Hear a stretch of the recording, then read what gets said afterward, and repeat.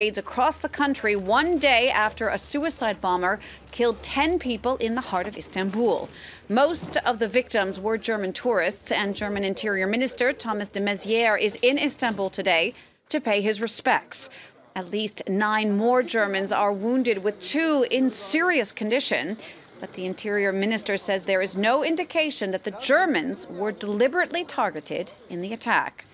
Jasper Mortimer told us more about the mood there today in Sultanahmet 1 day after the attack. The mood is subdued, if not depressed. Outdoor cafes are open, are empty. A shopkeeper was telling me last night that he thought it would take 3 or 4 months for tourism to recover here. A taxi driver told me that tourism in Istanbul was finished. However, I'm standing right at the site of the explosion. The suicide bomber is thought to have detonated himself 10 meters to my left.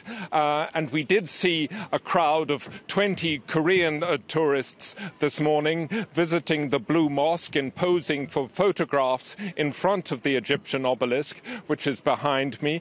We also saw a German tourist from Düsseldorf who laid a red carnation on the railings behind me.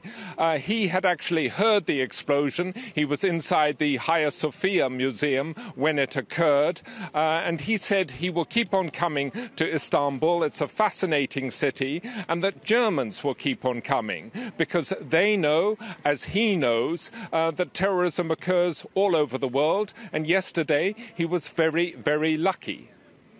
Indeed.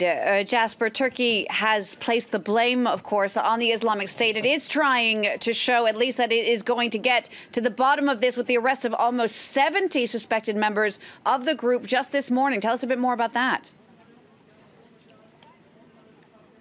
Yes, this definitely shows that the government is under pressure to do more about the Islamic State. You know, the Islamic State group now is blamed for 4 bombs during the past 8 months in Turkey that have killed 150 people.